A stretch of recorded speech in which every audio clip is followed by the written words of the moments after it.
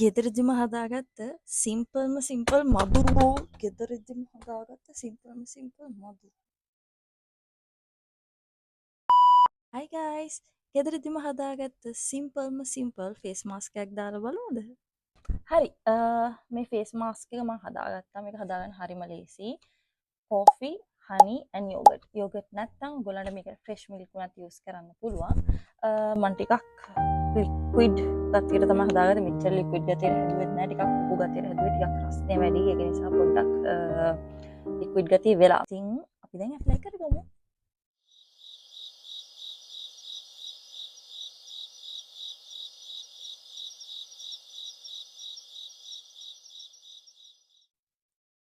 ටඩාන්!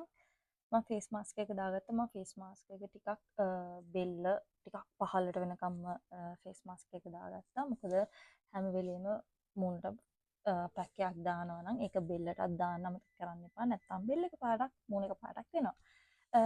දැන් අපි මේක වේලනකම් ඉමු. හරි දැන් ඔයගලන්ට පේනවා ඇති පැක් එක හොඳට මූණට වේලිලා තියෙනවා.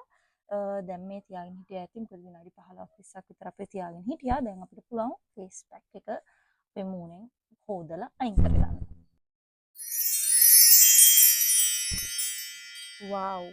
මම හිතනවා ඔයගලටත් පේන ඇති කියලා මගේ මූණේ තියෙන නැචරල් ග්ලෝ එක. මම මූණ හොදාගත්තේ සීතල වතුරෙන්. ඉතින් ඔයගොල්ලොත් try කරන්න මූණ හොදද්දී පැක් එකක් දාලා හෝ නැත්නම් සාමාන්‍ය දවසේ මූණ හොදන වෙලාවලට සීතල වතුරෙන් මූණ හොදන්න උණු වතුරෙන් නැතුව. ඒකේ ගොඩක් හොඳ benefits තියෙනවා. ඉතින් මේ පැක් එකේ ඔයගොල්ලන්ට මම හිතනවා පේනවා ඇති කියලා පැක් එක දාලා අයින් කරපු ගමන් හොඳ ෆේස් එකට ග්ලෝ එකක් පේන්න තියෙනවා. ඉතින් ඔයගොල්ලෝ දාලා බලන්න මේ පැක් එක. අපි තව මේ වගේ වීඩියෝ වලින් ඉස්සරහට හම්බෙමු. බයි බයි.